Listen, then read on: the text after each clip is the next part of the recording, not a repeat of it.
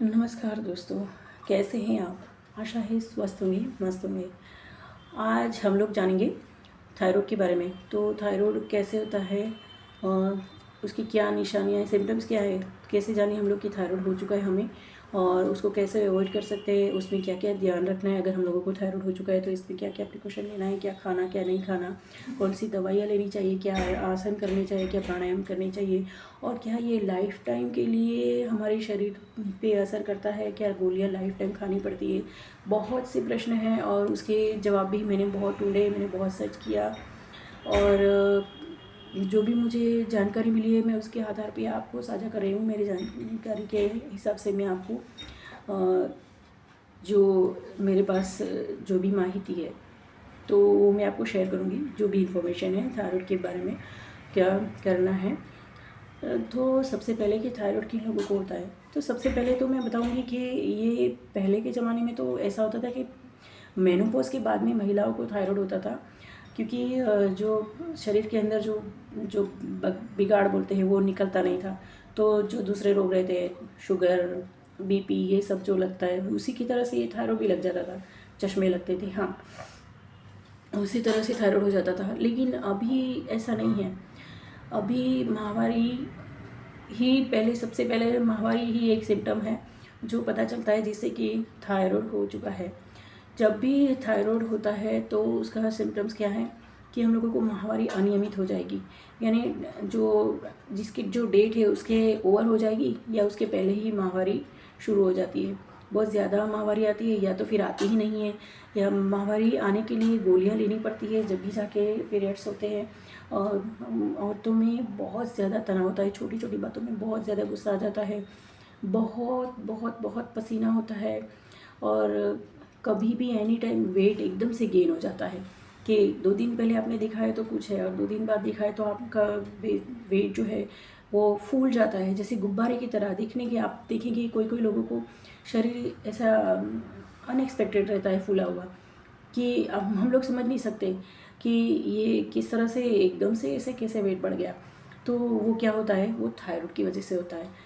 तो कोई लोग बोलते हैं जेनेटिकली है, तो कोई बोलते हैं कि नहीं ये कुछ प्रॉब्लम्स जो खाने पीने में या ध्यान नहीं रखते, अ, बैठा हुआ जीवन रहता है, यानी ज़्यादा कसरत, मेहनत, मजदूरी या बहुत ज़्यादा आराम करना, श्रम कम करना, तो वैसे भी हो जाता है। कुछ खाने की आदतें रहती है तो उसकी वजह से हो जाता है।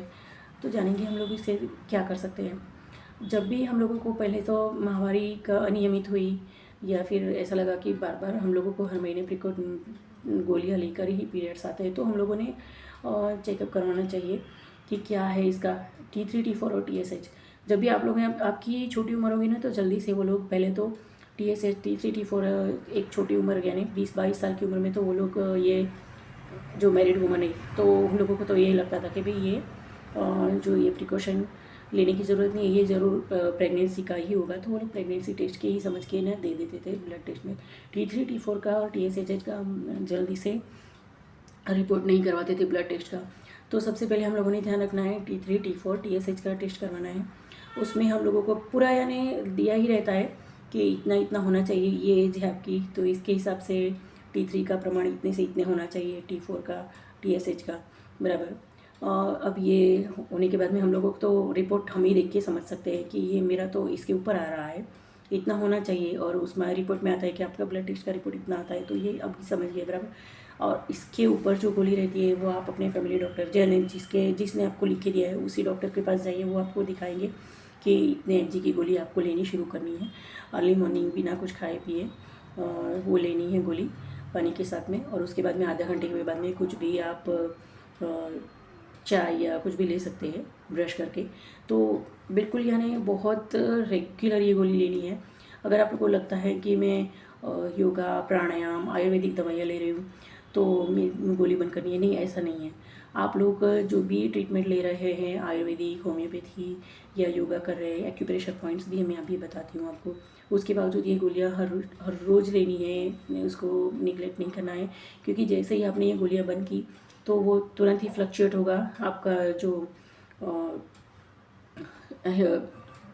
जो थायराइड का जो T3 T4 का प्रमाण वो फ्लैक्चुएशन होगा और फिर बिल्कुल वो फिर से आप बढ़ जाएगा, या घटा हुआ है तो नीचे जा रहा है तो फिर नीचे चला जाएगा और उसके सिम्टम्स फिर हाई होने लगेंगे। तो जो भी आप ट्रीटमेंट ले रहे हैं साइड में, उसके अलावा ये आप जो ये गोली आपको थायरोक्सिन होगी, अल्ट्रोक्सिन होगी, बाज़ार में कई कई ऐसी नकली दवाइयाँ भी मिलती है जो थायराइड के लिए है करके 70-80 रुपये की टैबलेट का बॉटल मिलता है, ग्रीन कलर की या कुछ ऐसे अलग अलग कलर की मैंने भी देखी थी। तो मुझे लगा ऐसे कि इसके लिए जो प्रॉपर रहती है वो गोलियाँ थोड़ी महंगी आती है। पहले तो एक सचेट आता था जो सिर्फ महीने का या 3 महीने का आता था, अभी सिर्फ बॉटलों में मिलती है। तो हम लोगों ने बहुत विश्वासपूर्वक जो लेनी है और जो शुरुआत करी वही गोली हमें कंटिन्यू करनी है हमेशा के लिए। ऐसे नहीं है कि थायरोक्सिन ले ली उसके बाद में वो नहीं मिल रही तो चलो भाई अल्ट्रोक्सिन चलेगी, नहीं। मेडिकल वालों को बता के रखना चाहिए जैसे 2-4 दिन पहले ही कि भाई मेरी ये गोली ख़त्म होने को आई है तो आप लोग मंगा के रखिए, क्योंकि ये हर कोई लेता नहीं है ये दवाई। तो ये चीज़ हो गई। अब हम लोगों ने प्राणायाम क्या करना है। प्राणायाम हमने लाइफ टाइम के लिए ध्यान रखना है जब तक थायराइड है। थायराइड वालों को उज्जयी प्राणायाम 15 से 20 मिनट डेली करना है अर्ली मॉर्निंग। उसके बाद में कपालभाति करना है, वो भी 20 से 30 मिनट कर सकते हैं।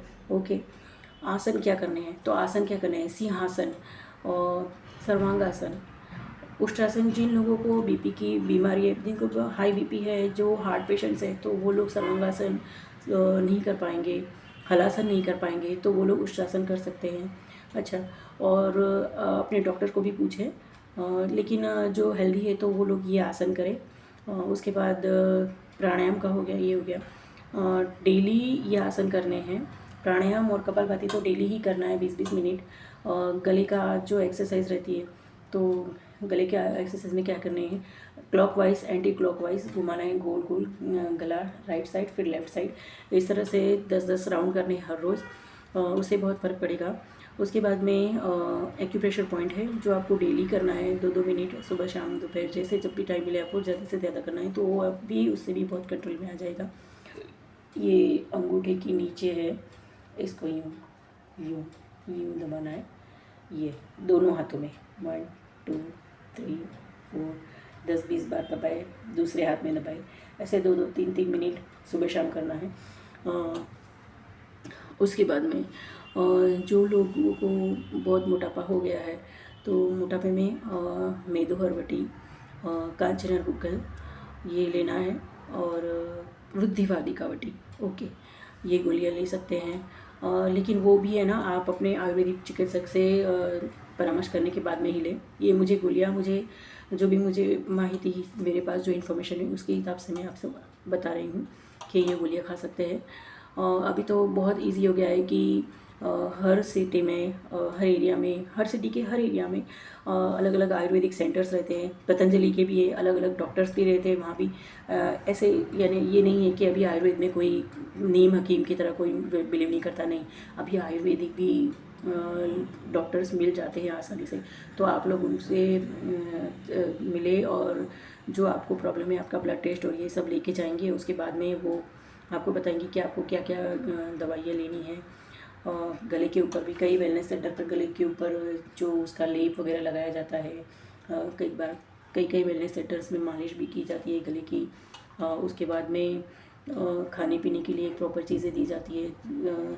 ज़्यादा मीठा नहीं खाना है, ज़्यादा नमक वाला, ये दोनों चीज़ें थोड़ी कम करनी है। तला हुआ, बहुत ठंडा या बहुत ज़्यादा गर्म खाने की वजह से भी ये हो सकता है। ऐसा बोलते हैं कि खाने पीने में बहुत ठंडा, यानी फ्रिज का ठंडा पानी, वो पहले के समय में ऐसे बोलते थे कि भाई ठंडा बहुत पानी, ज़्यादा फ्रिज का पानी है और इसकी वजह से ये हो सकता है। अब भी हम लोगों को ये हो चुका है, तो हम लोगों ने जैसे ही पता चला तो ये सारी चीज़ें शुरू कर देनी है।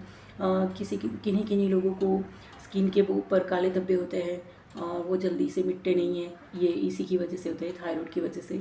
तो फिर हम लोगों ने क्या करना है, गिलोय घनवटी, नीम घनवटी और कायाकल्प वटी अर्ली मॉर्निंग लेनी है पानी के साथ, निहार मुँह यानी बिना कुछ खाए पिए, और नीम घनवटी और गिलोय घनवटी बाद में लेनी है। ये भी आप अपने हकीम यानी कि जो आपके चिकित्सक है आयुर्वेदिक, उससे पूछने के बाद में ही ये करें। उसके बाद में हम लोग ये सब प्रिकॉशन हो गया ये। अब हम लोगों को खाने में जो पीने में कुछ क्या लेना है जिससे इसका थोड़ा प्रमाण कम किया जा सके, कि इसकी साइड इफ़ेक्ट्स कम की जा सके। जो धनिया के पत्ते हैं, हरा धनिया, उसकी चटनी, हरे धनिया की चटनी बनाना है। 1 चम्मच हरे धनिया की चटनी और 1 गिलास हल्का गुनगुना पानी लें और ये हरे धनिया की 1 चम्मच चटनी डाल के उसको पी जाना है सुबह, बिल्कुल ब्रश भी किए हुए इससे पहले। बिल्कुल पानी भी नहीं पीना है, पहले ये पी लेना है। अच्छा, अगर आप लोगों को वो सीज़न नहीं है, आपको हरा धनिया नहीं मिल रहा है, तो आपने क्या करना है, 1 चम्मच जो धनिया है, धनिया के बीज है, और उसको 1 गिलास पानी में भिगो देना है रात में। सुबह उसको छान के ना पी लेना है खाली पेट। और उसके यानी थायराइड की गोली ली, उसके आधा घंटे बाद में ये पीना है। हाँ, अब जानते हैं कि क्या खाना चाहिए क्या नहीं खाना चाहिए। तो उसमें दही भी नहीं बोलेंगे, क्योंकि दही भी थोड़ा सा सब पूरा अगड़म बगड़म पूरा हो जाता है तंत्र पेट का। इसमें ध्यान रखना है हम लोगों ने, पेट साफ रहना चाहिए बिल्कुल। ओके, एसिडिटी नहीं होने दीजिए, कब्ज़ नहीं होने देनी चाहिए। दही के लिए अवॉइड करिए सफ़ेद चीज़ें, यानी कि वाइट शुगर, वाइट बोलते हैं मैदा। ओके, मैदा, आटा नहीं, मैदा, वाइट फ्लोर यानी मैदा बिल्कुल बंद कर दीजिए, मैदा अवॉइड करिए।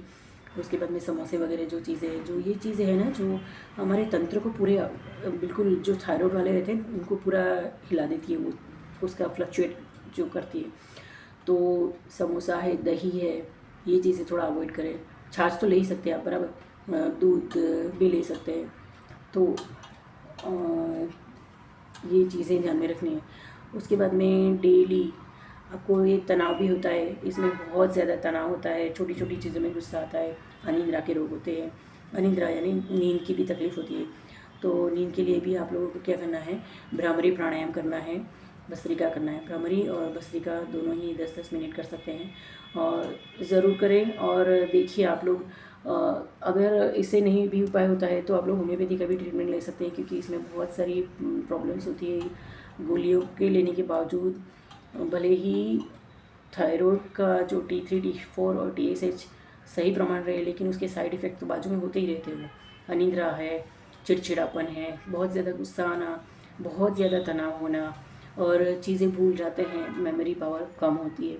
तो फिर आप त्राटक करिए या फिर मेडिटेशन करिए, आपका दिमाग भी शांत रहेगा। अच्छा, गुस्सा आता है, अनिद्रा आती है, तो उसके लिए जो क्या बोलते हैं, बालासन क्या बोलते हैं नीचे, भूधरासन। ओके, मुझे अभी याद नहीं आ रहा है, उसका नाम याद नहीं आ रहा है।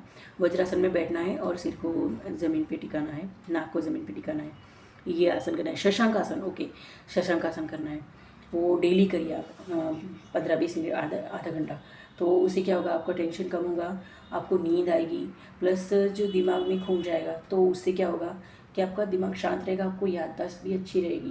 क्योंकि इसमें होता है, आप लोग जो है ना, जिन लोगों को थायराइड होता है वो लोग समझो कि कहीं जाने के लिए निकले हैं, तो निकले तो है, उनको पता भी है कि मुझे यहाँ जाना है, लेकिन वो बीच में ऐसा, ये रास्ता यहाँ जाता है, ये कहाँ जाता है, वो भटक जाते हैं। तो ये चीज़ें थायराइड के पेशेंट्स के साथ बहुत ज़्यादा होती हैं। तो ये मैं आपको बोलती हूँ, ये शशांक आसन ज़रूर करना। ओके, तो मैंने जो भी सारी इन्फॉर्मेशन जुटाई है उसमें मुझे ये कहीं पे मुझे नहीं मिला नहीं ये, लेकिन मुझे पता है ये इन लोगों को होती है, और मैं योगा का सिखाती हूँ मैं। तो मेरे जो भी स्टूडेंट हैं, तो उन लोगों की सिम्टम्स के हिसाब से ही उनको आसन देती हूँ। तो मैं ये बता रही हूँ कि आपको अगर याददाश्त कम रहती है, नींद कम आती है, चिड़चिड़ापन होता है, गुस्सा आता है, आपको ऐसा होता है कि आप लोग कहीं निकले और कहीं जाने के लिए निकले और कहीं भटक गए, तो ये देखिए आप ये आसन करिए, शशांक आसन। आपका दिमाग तेज़ रहेगा और आप शांत भी रहेगा, याददाश्त बढ़ेगी, बच्चे भी कर सकते हैं, नींद भी अच्छी आएगी। ओके, तो ये भी करिए। सिंहासन भी कीजिए, सिंहासन, हाँ बराबर। ओके, और एक, अगर आप फ्री है तो आप है ना, इसका कोर्स कर सकते हैं, योगा पूरा सीखिए। मैंने इसके बारे में जाना था, जहाँ पर नागपुर में, हाँ, नागपुर में रामनगर है। ओके, रामनगर में एक योगा सेंटर है, वो बहुत पुराना है। तो वहाँ पर मुझे भी एक्चुअली थायराइड है, तो इसलिए मैंने तो ये सब मुझे इतना सब पता है। मैंने सीखा नहीं, लेकिन मैं ये करने ही गई। मैंने वो टीचर का लेवल 1 का कोर्स किया, उसकी एग्ज़ाम पास की। उसके बाद में मुझे बहुत लोगों ने सलाह दी कि आप यहाँ पे जाइए, आपको अभी इतनी उम्र में, इतनी छोटी उम्र में हो गया है, आपको मिटेगा नहीं, तो फिर आप यहाँ पे जाइए। स्वामी जी के दृष्टि के सामने वो समाधि के सामने वो बिठाते हैं, आसन कराते हैं, और जो ट्रीटमेंट होती है यानी आसन के द्वारा ही वो लोग करते हैं। तो बहुत अच्छे से, यानी मुझे तो बहुत जल्दी फ़र्क पड़ गया उससे, यानी मेरा जो प्लस में था वो माइनस में आ गया। लेकिन मैंने क्या किया, बहुत जल्दबाजी की। मुझे लगा कि जल्दी मिटाना है मुझे, क्योंकि मेरे हस्बैंड की ट्रांसफरेबल जॉब है, तो मेरी वो एक समस्या थी। लेकिन बाद में मुझे लगा कि ये 2-4 महीने हो गए, ये धीरे धीरे चलता रहेगा, तो कब तक होगा मुझे प्रॉपर्ली जानना था। अभी मैंने कहीं से जानकारी जुटाई कि कितना टाइम लगता है इसे मिटने में। तो फिर उसका कोई एग्जांपल है, किसी को मिटा है, तो मुझे पता चला कि हाँ, एक गांव की एक लेडी थी वहीं महाराष्ट्र में ही। तो उसको सारे आसन प्राणायाम करते करते उनको करीब 9.5 साल में थायराइड मिटा था। वहाँ पर है ना, जो हार्ट ब्लॉकेजेस, कैंसर वगैरह पेशेंट्स को भी, वो लोग भी आते हैं, और बहुत बड़ा हॉल है, और स्वामी जी की समाधि है, और उनके सामने एक गुरु रहते हैं, वो अपनी सामने ही अपनी देख रेख में आसन देते हैं। अपने आपके सिम्टम्स है, रिपोर्ट है, सब जानने के बाद में, और मंथली या जैसे आपको फ़र्क पड़ने लगे तो रिपोर्ट भी निकलवाते हैं, और लोगों को फ़र्क भी पड़ता है। लेकिन बहुत, यानी धीरज से ये काम होता है। तो 9 साढ़े 9 साल, यानी मेरी तो ये प्रॉब्लम थी। ऑलरेडी मेरा वहाँ पर 8-9 साल हो चुका था, तो मुझे लगा कि मैं यहाँ रहूँगी भी तो भी 1 साल से ज़्यादा नहीं रहूँगी, तो मैंने फिर वो छोड़ दिया। लेकिन अगर आपके आसपास में कोई अगर ऐसे प्रूफ है कि भाई पक्का है ऐसा वैद्य या गुरु जो जिसे मिट ही जाता है, अगर है तो वो आप उसके अंडर कर सकते हैं। अदरवाइज़ उन लोगों ने मुझे बताया था ब्रह्म मुद्रा, तो वो भी उनके सामने ही की थी मैं। वो तो बहुत हार्ड है, कुछ इस तरह से करते कि वो उसका अलग ही यानी व्यू रहना चाहिए। बिल्कुल ऐसे, बिल्कुल सिंपल है। ध्यान में बैठना है, और यहाँ पर मस्तिष्क के पीछे ध्यान लगाना है, और यहाँ पे भी ध्यान लगाना है, और जो माथा है कुछ इस तरह से रखना है कि उसका, यानी उसका बहुत, मैं समझा भी नहीं सकती। अब वो मुझे यानी वो बहुत एक्सपर्ट रहते हैं गुरु, यानी कि वो कुछ होगा ना अलग। यानी ये मुद्रा के बारे में मैंने कहीं पढ़ा भी नहीं, कहीं किसी गुरु के मुँह से मैंने नहीं सुना, ये मैंने वहीं सुना, और मुझे इससे फ़ायदा हुआ है, इसीलिए मैं बता रही हूँ कि ये ब्रह्म मुद्रा से मुझे बहुत फ़ायदा हुआ था। लेकिन ये चीज़ें ऐसी रहती है ना कि सही भी असर करती है, अगर आपसे गलती हुई तो ये उल्टा भी असर करती है। सो इसके डीप पे जाने की बात नहीं है, ज़रूरत नहीं है। अगर आप वहाँ पे रहते हैं आसपास में, नागपुर में या कहीं आसपास में, तो महाराष्ट्र में तो पूरा स्वामी रामदास का सेंटर था, वो मेन सेंटर था। पूरे महाराष्ट्र में गांव में, शहरों में ये सेंटर्स खोले जाते हैं। वहाँ पे ट्रेनिंग दी जाती है, लेवल 1, लेवल 2, लेवल 3, और बहुत अच्छे से वो लोग सिखाते हैं। पेपर हिंदी और मराठी में आते हैं। सो मुझे इसमें कोई प्रॉब्लम नहीं आई थी। मैंने आसन वगैरह सब आते ही थे, प्राणायाम भी आते थे, लेकिन मैं क्लास में ज्वाइन की और मुझे बताया गया कि आप एग्ज़ाम दे दो।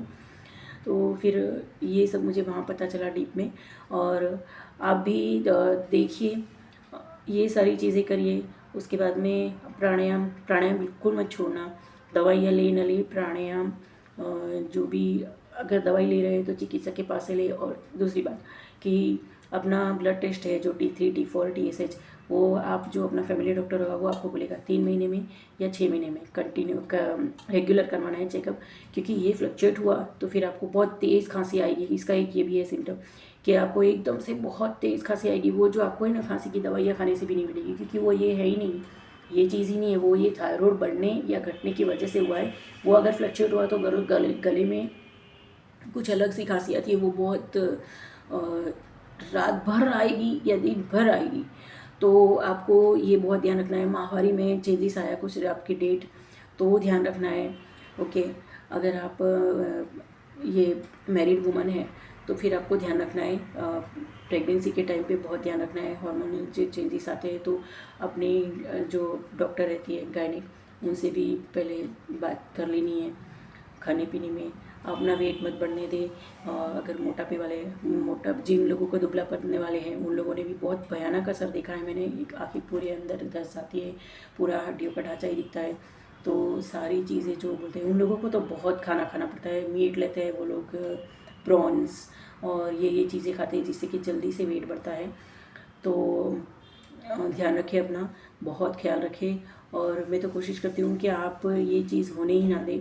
और दूसरी बात, मैंने बहुत ये चीज़ मुझे भी है, मुझे भी थायराइड है। तो बहुत से डॉक्टरों को हम लोगों ने कंसल्ट किया और लगा ऐसे कि मिट जाता है तो भले ऑपरेशन ही हो तो भी चलेगा, लेकिन ये ऐसा पॉसिबल नहीं हुआ। अलग अलग सवाल करते हैं जो बड़े बड़े डॉक्टर्स जो स्पेशलिस्ट रहते हैं, तो उनसे भी मुझे पता चला कि भाई क्या बेसिक क्या है। बचपन से ही ध्यान रखना पड़ता है। आपने देखना है आपके बच्चे रेगुलर टॉयलेट जाते हैं या नहीं, कब्ज़ नहीं रहनी चाहिए और तनाव नहीं रहना चाहिए। और एक बहुत बहुत ज़रूरी बात है जो आपको बहुत ध्यान रखना है कि कहीं आप तो अपने बच्चे को ये दे नहीं रहे हैं थायराइड। क्यों? क्योंकि मैंने ऐसे क्यों कहा कि आपके घर में जो छोटी मोटी बातें चीज़ें होती रहती है, तनाव वाली कुछ भी चीज़ें होती रहती है, तो वो बच्चों को नहीं बताना है। बच्चे बचपन से ही तनावग्रस्त रहते हैं, बहुत ज़्यादा टेंशन करते हैं और उसके बाद में वो मानसिक स्थिति उनकी बिगड़ जो मानसिक टेंशन रहता है, अस्थिर मगज यानी कि कंटिन्यू विचार आते रहते हैं, वो फिर आगे जाके उनको थायराइड होने की शक्यता बढ़ जाती है, ये चांसेस रहते हैं। तो ज़रूर केयर करिए। मैंने भी अपने बच्चे को, जब मुझे ये पता चला चिकित्सक के द्वारा, उसने पूछा कि आप लोगों को आपको ऐसा होता था कि आप डेली टॉयलेट जाते थे, आपको कब्ज़ नहीं रहती थी, तब मुझे पता चला कि नहीं। अब मैंने तब से मेरे बेटे को नहीं, जब वो छोटा था समझदार था, अब तो उसको पता है ये कि नहीं, ये आपने ध्यान रखना है कि आपके बच्चों को, और आपने भी कब्ज़ नहीं रहने देना है। खाने पीने में दही, मैदा, तला भुना यानी समोसे वगैरह जो है, बहुत ज़्यादा मीठा, बहुत ज़्यादा नमकीन, नमक वाला ये खाना अवॉइड करें। दवाइयाँ रेगुलरली, अगर आपको उसकी साइड इफ़ेक्ट्स हो रहे हैं और आप चिकित्सक जो है आयुर्वेदिक चिकित्सक को कंसल्ट करें। हेयर लॉस बहुत ज़्यादा होगा, उसके लिए भी आप लोग जैसे आप लोग उसकी ट्रीटमेंट ले रहे हैं, हेयर लॉस बहुत ज़्यादा होता है इसमें, तो जिसकी ज़रूरत पड़ती है वो ज़रूर ट्रीटमेंट करें। Okay, thank you.